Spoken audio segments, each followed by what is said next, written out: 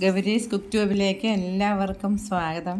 ഇന്ന് നെയ്മീൻ വെച്ചിട്ട് വെറൈറ്റി ആയിട്ടുള്ളൊരു ടേസ്റ്റി കറിയാണ് നമ്മൾ ഉണ്ടാക്കാൻ പോകുന്നത്. കഴുകി വൃത്തിയാക്കിയ നെയ്മീൻ വലിയ കഷ്ണങ്ങളായിട്ട് മുറിച്ച 1 കിലോ എടുത്തിട്ടുണ്ട്. നല്ല ഫ്രഷ് മീനാണ് ഇതിലേക്ക് ചേർക്കുന്നതിന് വേണ്ടി കഴുകി വൃത്തിയാക്കിയ ശേഷം 1 കൈ നിറയെ ചെറിയ ഉള്ളി എടുത്തിട്ടുണ്ട്. 7 വിളഞ്ഞ പച്ചമുളക് 2ആയിട്ട് പിളർത്തിയെടുക്കാം. 2 ചെറിയ കഷ്ണം ഇഞ്ചി കൊത്തി അരിഞ്ഞ ശേഷം ഇതൊന്ന് ചതച്ച് വേണം എടുക്കേണ്ടുന്നത്. ഇനി ഇതെല്ലാം കൂടെ ഒന്ന് വഴറ്റിയെടുക്കാം. ചൂടായ പാത്രത്തിലേക്ക് 4 ടേബിൾ സ്പൂൺ വെളിച്ചെണ്ണ ഒഴിക്കുന്നത്. ചൂടായി കഴിയുമ്പോൾ ഇതിലേക്ക് 1/2 ടീസ്പൂൺ ഉലുവ ചേർത്ത് ഒന്ന് പൊട്ടിക്കഴിയുമ്പോൾ ഇതിലേക്ക് നമ്മൾ ചതച്ച് വെച്ചിരിക്കുന്ന പെരുംജീരകം 1/2 ടീസ്പൂൺ ചേർക്കുന്നുണ്ട്. ഇതിൻ്റെ കൂടെ തന്നെ ചതച്ച് വെച്ചിരിക്കുന്ന ഇഞ്ചിയും കൂടെ ചേർക്കാം. കറിവേപ്പിലയും കൂടെ ചേർത്ത് ഗോൾഡൻ കളർ ആകുന്നത് വരെ വഴറ്റിയെടുക്കണം. ഇപ്പം മീഡിയം ഫ്ലെയിമിലാണ് വെച്ചിട്ടുള്ളത്. തീ കൂട്ടിയിടുകയോ ചെയ്യരുത്. മീൻ കൂട്ടാനൊക്കെ വെളിച്ചെണ്ണ തന്നെ ഉണ്ടാക്കുന്നതാണ് നല്ലത്. അപ്പോൾ ഇതിലേക്ക് ചേർക്കാൻ വേണ്ടി അരമുറി തേങ്ങ തിരുവി എടുത്തിട്ടുണ്ട്. അതൊന്ന് അരച്ചെടുത്തിട്ട് വരാം. തേങ്ങയുടെ കൂടെ തന്നെ നമുക്ക് 6-7 പറങ്ങേൻ്റെയും കൂടെ ചേർത്ത് അരയ്ക്കാം. ഒരുവിധം കട്ടി വേണം അരച്ചെടുക്കേണ്ടത്. അതുകൊണ്ട് കുറച്ച് വെള്ളം ഒഴിച്ച് അരച്ചാൽ മതി. പോരാന്നുണ്ടെങ്കിൽ കുറച്ച് വെള്ളം കൂടെ ചേർത്ത് അരയ്ക്കാം.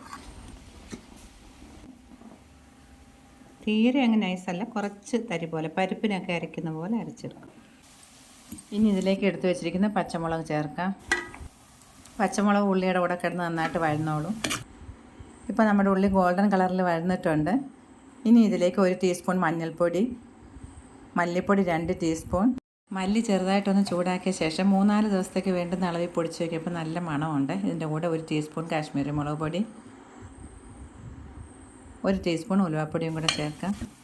ഇനി നമ്മൾ അരച്ച് വെച്ചിരിക്കുന്ന തേങ്ങ ചേർത്ത് നല്ലപോലെ ഒന്ന് വഴറ്റിയെടുക്കണം. അങ്ങനെ വഴറ്റിയെടുക്കുന്ന കറിക്ക് പ്രത്യേക ഒരു ടേസ്റ്റ് പറങ്ങേൻ്റെയൊക്കെ കൂടെ ചേർക്കുമ്പോൾ. ഇപ്പോൾ നന്നായിട്ട് വഴന്നിട്ടുണ്ട്. ഇനി നമുക്ക് മീൻ വെന്ത് വരാൻ വേണ്ടുന്ന അളവിലുള്ള വെള്ളം ഒഴിക്കാം.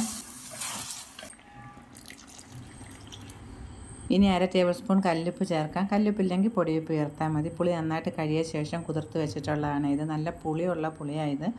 മീനൊന്ന് വേകാറാകുന്ന സമയത്ത് നമുക്ക് പുളി നോക്കിയിട്ട് പോരാനുണ്ടെങ്കിൽ ഈ വെള്ളം കൂടെ ഒഴിച്ച് കൊടുക്കാം. ഇപ്പോൾ നന്നായിട്ട് തിളച്ചിട്ടുണ്ട്. തീ കുറച്ച് മീഡിയം ഫ്ലെയിമിലാക്കിയിട്ട് കുറച്ച് സമയം ഒന്ന് അടച്ച് വയ്ക്കാം. അപ്പോഴാ ചാറൊക്കെ ഒന്ന് കുറുകി എണ്ണ തെളിയാൻ തുടങ്ങും. ആ സമയത്ത് വേണം നമ്മൾ മീൻ ഇതിലേക്ക് ഇട്ട് കൊടുക്കേണ്ടത്. ഇപ്പോൾ ചാറൊക്കെ ഒന്ന് കുറുകിയിട്ടുണ്ട്. ഇനി മീൻ കഷ്ണങ്ങൾ ഓരോന്നായിട്ട് ഇട്ട് കൊടുക്കാം. ഇപ്പോൾ തീ കൂട്ടി വയ്ക്കണം. മീൻ കഷ്ണങ്ങൾ ഇട്ട് കഴിയുമ്പോൾ അതിൻ്റെ തിള നിൽക്കാതിരിക്കുന്നതിന് വേണ്ടിയാണ് ഇങ്ങനെ ചെയ്യുന്നത്.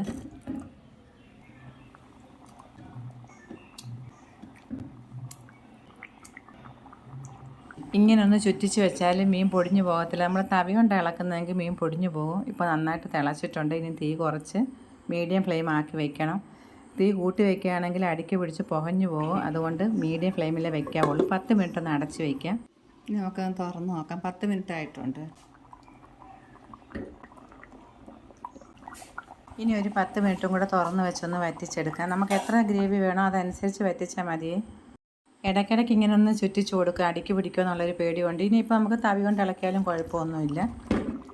ഇപ്പോൾ നന്നായിട്ട് വെന്ത് പറ്റി ആവശ്യത്തിനുള്ള ചാറായിട്ടുണ്ട്. ഇനി ഇറക്കി വെച്ച് കഴിയുമ്പോൾ കുറച്ചും കൂടെ വറ്റുകയും ചെയ്യും. ഇനി ഇതിൻ്റെ ഉപ്പും പുളിയൊക്കെ ഒന്ന് നോക്കാം. എല്ലാം പാകത്തിനുണ്ട്.